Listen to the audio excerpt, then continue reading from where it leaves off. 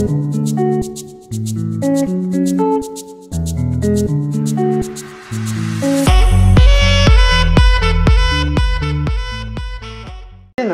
ben, hello Steven. Enfin, l'interview arrive. Je suis très heureux de t'accueillir sur ma chaîne. Merci beaucoup. Et je suis honorée d'être interviewée, que tu m'interviewes pour ta chaîne, parce que le travail que tu fais est un travail extraordinaire. Et tu sais, comme j'admire ton travail, donc bravo. Et donc, je suis la 501e interviewée. Ouais. Exactement. C'est cool. Merci beaucoup, Géraldine. Donc justement, est-ce que tu peux te présenter pour nos internautes? Je suis Géraldine Jakowski, je suis responsable communication 360 dans un groupe. Ça, c'est vraiment mon travail, le travail que j'exerce.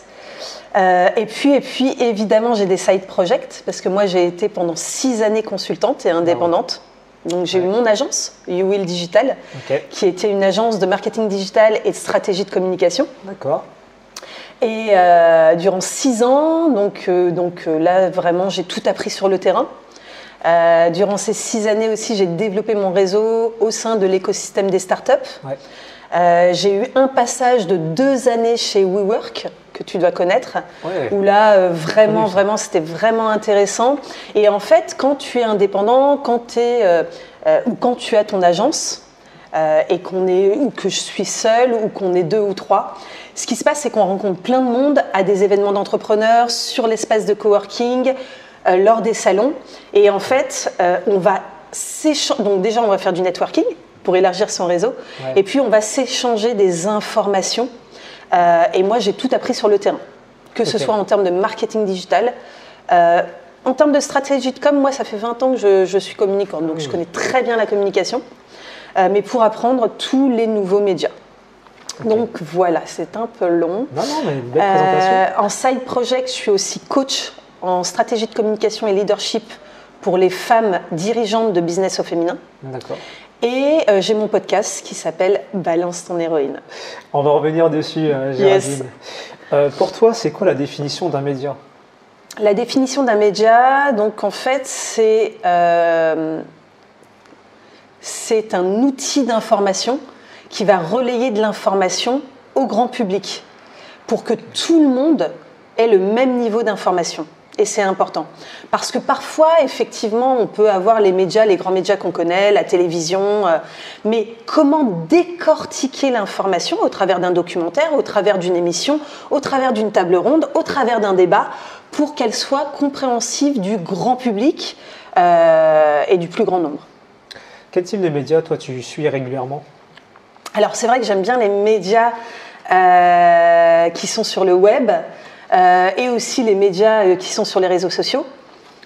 Donc voilà, donc j'aime bien Combini, Brut, enfin je ne sais pas s'il fallait les citer. Tu peux. Je suis en train de découvrir en ce moment Le Crayon aussi, et c'est vraiment intéressant puisque c'est un média qui se lance. Il y a quelques années qui s'est lancé, et donc c'est intéressant de voir. Ah oui, ce qui m'intéresse d'analyser, c'est comment un nouveau média se positionne sur le marché et comment il se développe au niveau du grand public. Ça, c'est super intéressant. Ouais. On va parler de ton podcast Balance ton héroïne. Comment tu en as eu l'idée, la genèse? Comment tu choisis les intervenantes? Et qu'est-ce qui te plaît dans le fait d'interviewer ces personnalités de l'ombre? Balance ton héroïne, en fait, c'est né en 2022. Je travaillais dans le groupe dans lequel je travaille. Et puis, la dirigeante, Hélène, avec qui je fais un travail de proximité en termes de communication, me dit « J'ai envie d'intervenir à un événement pour le 8 mars 2022, donc la journée internationale du droit des femmes. » Et donc en janvier 2022, je cherche des événements et tout de suite, et je n'en trouve pas forcément. Ils n'étaient pas encore lancés en termes de communication, ils n'étaient pas encore organisés. Et donc je me suis dit, parce que moi j'ai le besoin de créer, je suis une créatrice de contenu, donc j'ai le besoin de créer, et j'ai le besoin aussi, même si je travaille pour une entreprise, d'avoir mes side projects, et des projets comme je peux développer avec toi, Steven. Ouais. Et je me suis dit, tiens, je vais lancer mon événement le 8 mars 2022. Et donc en fait, j'ai commencé à positionner un événement en LinkedIn Live. Et cet événement, je me suis dit, comment je vais l'appeler ? Eh bien, je vais l'appeler Balance ton héroïne. Et ensuite, ce que j'ai fait, on était à 1 mois et demi du 8 mars, c'est que j'ai fait appel à mon réseau. C'est-à-dire que j'ai un large et vaste réseau. Et dedans, il y a des femmes dirigeantes, il y a des femmes auteurs, professeurs, journalistes, entrepreneurs, philosophes, et donc coach aussi. Et je me suis dit, je vais faire appel à mon réseau. Et en fait, cet événement qui devait durer 1 heure sur LinkedIn, le 8 mars à midi, en fait, il a duré 3h30. Wow. Il a démarré à 11h30. Il s'est terminé à 14h30. Il y a eu des femmes exceptionnelles qui sont venues témoigner. Wow. À mes côtés, il y avait effectivement Hélène, ma boss, qui était là aussi pour pouvoir interviewer ou avoir du répondant par rapport à toutes ces personnes qui intervenaient. Incroyable. Et puis, il y avait aussi Estelle Lebas, qui était une de mes chroniqueuses sur le Morning Booster sur Clubhouse, qui est venue aussi à mes côtés durant ce live. Et donc, dans ce live, je tiens à préciser qu'il y avait un homme qui s'appelle Gaël Châtelain-Berry, que vous connaissez tous. Et en fait, donc il est venu intervenir aussi sur son livre « Sois un homme, ma fille ». Donc ce live s'est terminé, 3h30, et là ensuite j'ai eu d'excellents retours. Il y a eu plus de 400 ou 500 personnes qui sont passées sur ce live, que ce soit en replay ou durant le direct. Et à un moment donné, il y a des personnes qui, en coulisses, m'ont dit « Il faut que tu transformes ce live. Il faut que tu en fasses quelque chose et je te conseille le podcast. » Et donc, en fait, j'ai transformé ce live « Balance ton héroïne » en podcast. Le podcast que tu connais aujourd'hui. Ouais. Et alors, c'est vrai que sur les premières interviews, on peut retrouver des éléments du live LinkedIn, des interviews du live LinkedIn. On retrouvait Elodie Dratler, Ashley Tayeb, Cyrielle Ariel, Gila Clara Kessous qui sont intervenus sur le live LinkedIn. Et puis, il y a toutes ces héroïnes de l'ombre que je mets en lumière, qui sont donc dans Balance ton héroïne. Il y a aussi ces personnalités qui agissent au travers d'ONG, qui sont marraines d'associations et qui agissent en matière d'environnement, en matière sociétale, environnementale, mais aussi pour les droits humains et le droit des femmes.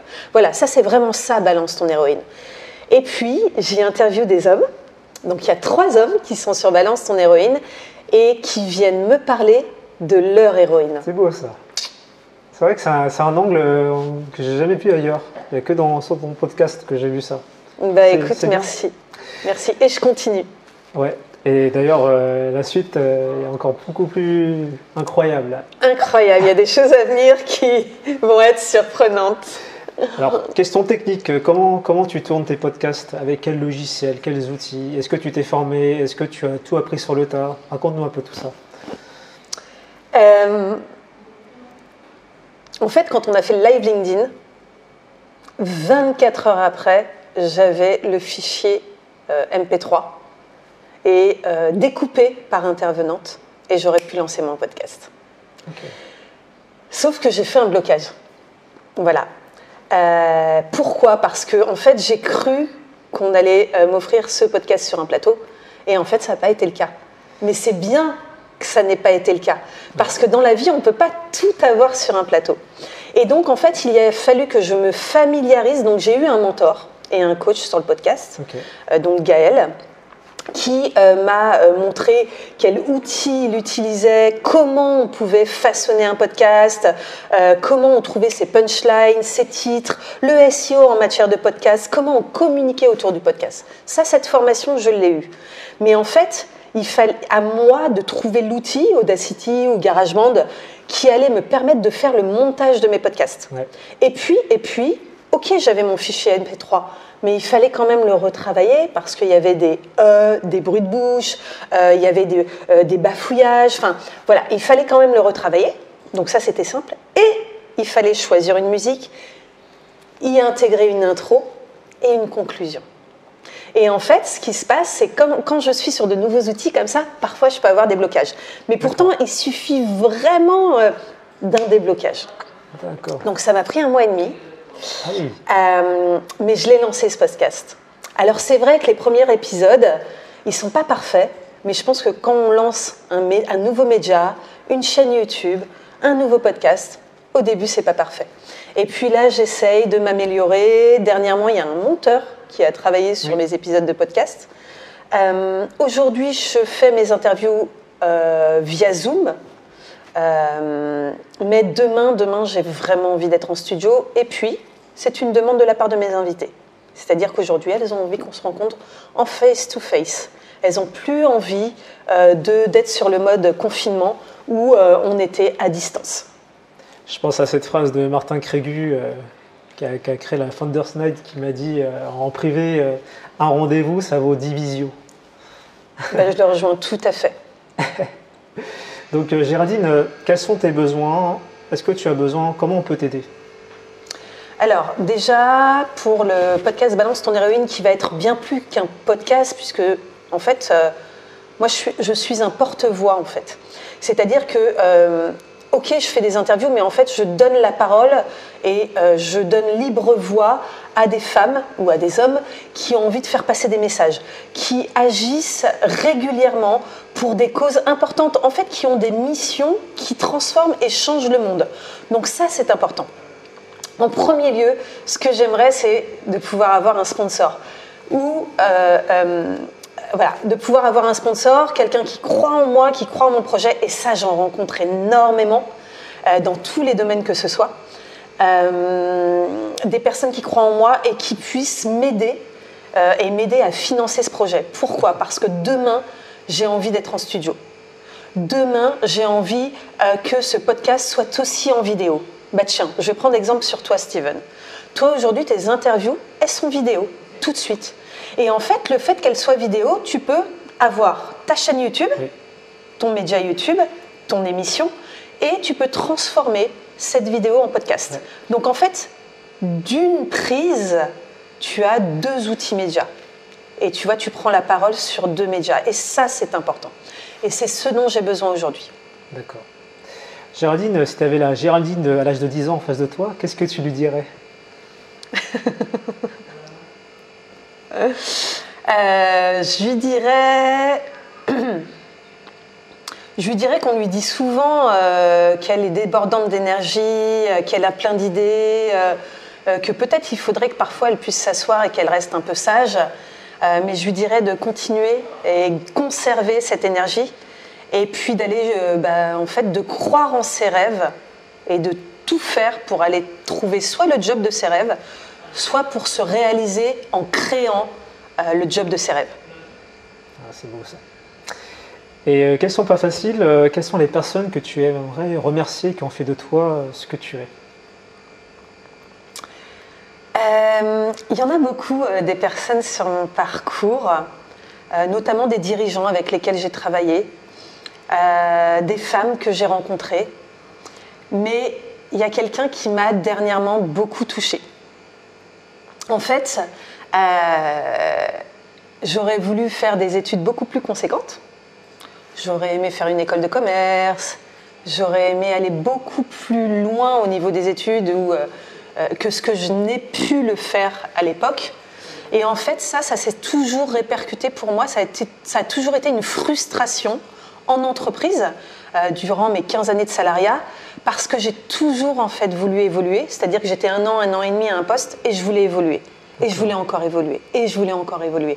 Et en fait, le frein, ça a toujours été mes diplômes. Et j'avais l'impression que les RH ou les dirigeants me regardaient par rapport à mes diplômes que je n'avais pas ou diplômes que j'avais peu.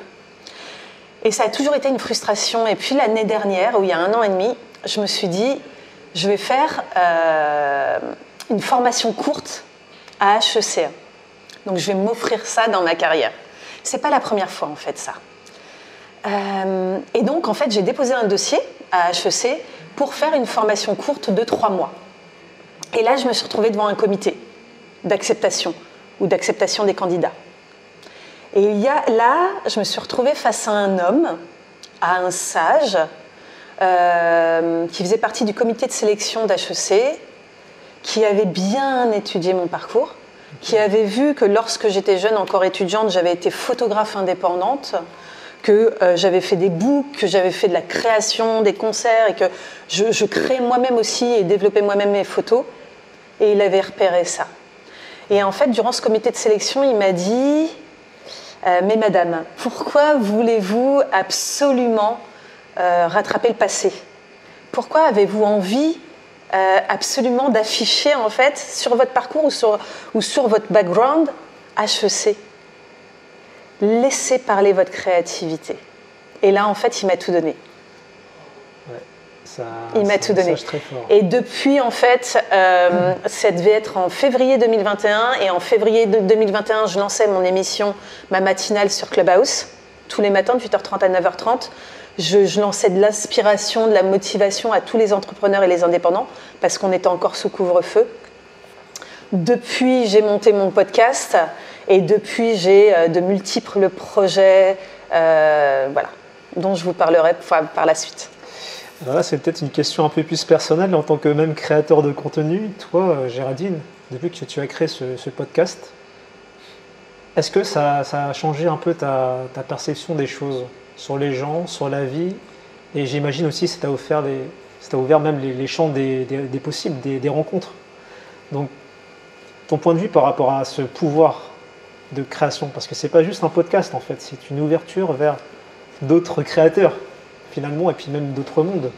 Ton point de vue dessus? Ouais, c'est intéressant cette question. En fait, cette ouverture-là... C'est plus ton projet en fait, après. C'est ça qui est beau.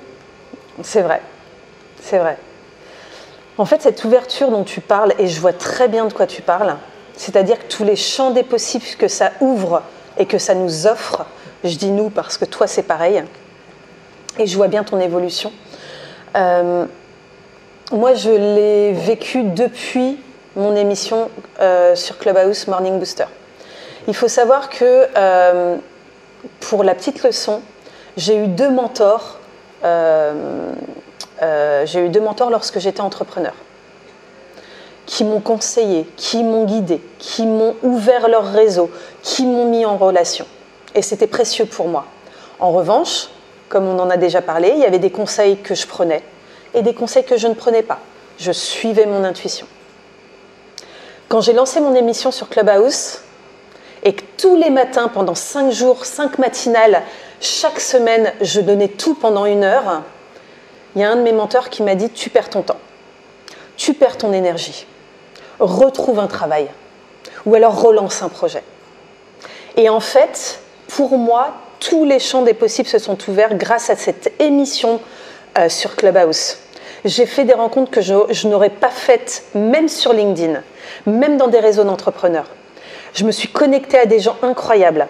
Je me suis connectée à des personnalités qui aujourd'hui interviennent encore dans tous les nouveaux événements que j'organise, et certaines sont sur mon podcast Balance ton héroïne.